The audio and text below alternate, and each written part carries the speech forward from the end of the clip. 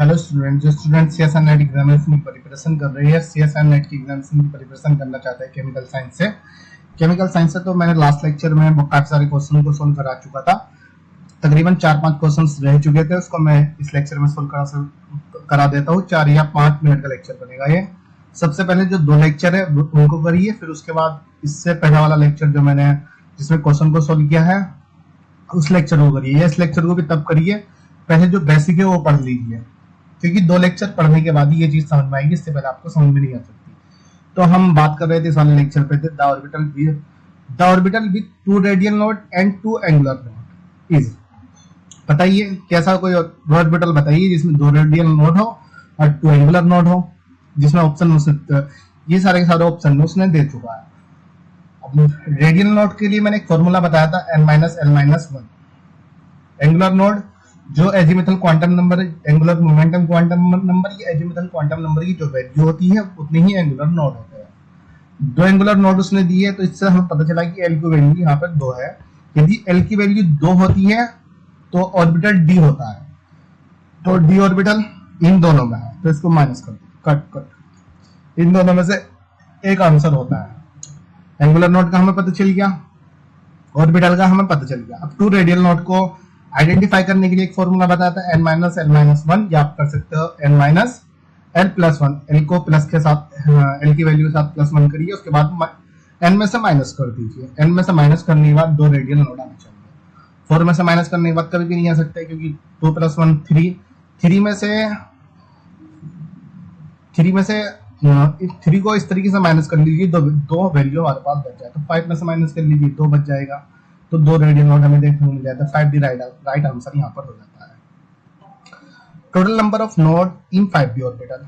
अब उसने कहा कि टोटल नंबर ऑफ नोड बता दीजिए। 5d ऑर्बिटल में टोटल नंबर ऑफ नोड्स कितने हो गए, रेडियल नोड कितने हो गए और एंगुलर नोड कितने हो गया, मैंने भी बताया पीछे 4 right answer. Total number of nodes in 5d orbital 4। अब देखिए, ये तो अभी पीछे मैंने बताया था तो इसलिए याद होगा, अगर किसी वजह से ऐसा होता कि याद नहीं होता, सिर्फ फॉर्मूला याद रखिए जो मैंने सबसे 2 लेक्चर शुरू के बताए थे ना। ये 4th लेक्चर है, ये वाला लेक्चर कौन सा है, 4th लेक्चर है। इससे पहले 3rd लेक्चर में मैंने सिर्फ क्वेश्चन को सोल्व करा है। उससे पहले पिछले 2 लेक्चर में मैंने बेसिक बताया है कि क्वेश्चन किस तरीके से सोल्व करने, पहले उनको याद करने के बाद तब क्वेश्चन सोल्व कर पाओगे, वरना क्वेश्चन सोल्व नहीं कर पाओगे। ये सीएसआर नेट केमिकल साइंस के लिए है। एटॉमिक स्ट्रक्चर में से सिर्फ 4 नंबर का आता है, इसमें से 4 नंबर का पूछा जाता है, इससे ज्यादा नहीं पूछा जाता है। 2 नंबर के क्वेश्चन आ जाते हैं, या 4 नंबर का एक भी आ सकता है। The number of radial node for 2s 3p and 3d orbital respectively are. Option दिए 1 2 3 4। बताइए कि the number of radial node 2s 3p 3d orbital respectively are. इसको सोल्व कर लीजिए, एक मिनट, ये मैं भी सोल्व कर लेता हूँ जरा। ये थोड़ा सा प्रैक्टिस में नहीं है वाला, नहीं सीधा सीधा है यार, सीधा सीधा निकालिए। 2s n = 2 है, यहाँ पे s की वैल्यू क्या है, s की वैल्यू 0 है। हमें रेडियल नोड का पता है, तो रेडियल नोड होते हैं n-l+1 से प्लस कर दीजिए। रेडियल नोड 1 होगा, एंगुलर नोड 0 होगा। रेडियल नोड 1 देखिए, 1 देखिए यहाँ पर, तो ठीक है। 3p की अगर हम बात करें, 3p p1 2 में से रेडियल नोड के बारे में उसने पूछ रहा है, तो 1 होगा। 1 के बाद 3p p = 1, यहाँ पर भी 1 आ जाएगा।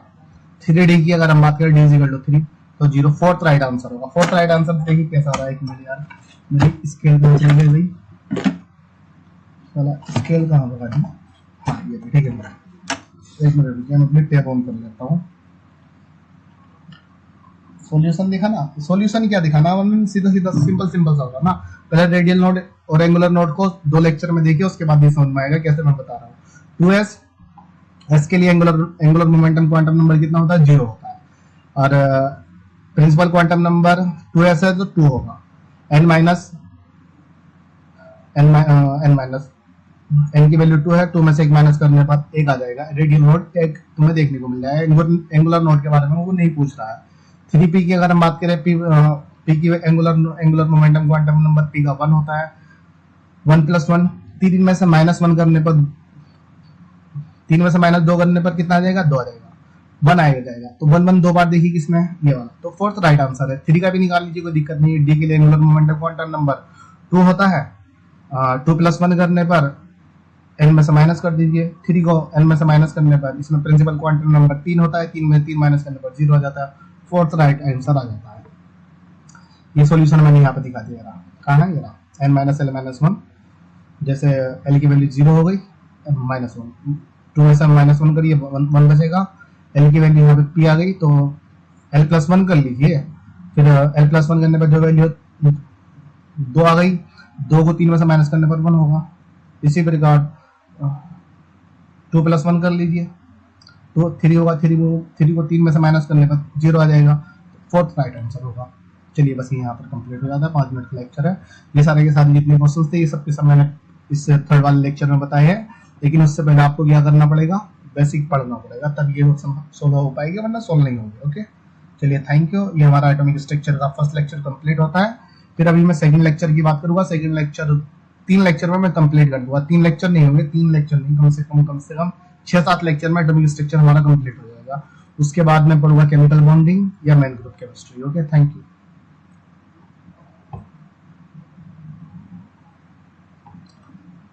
जो मैंने वो भी दिखा देता हूँ। मैंने जो बेसिक पढ़ा है ना, बेसिक किस तरीके से पढ़ा है, बेसिक को basic basic basic basic basic ये है सब, ये बेसिक है। ओके।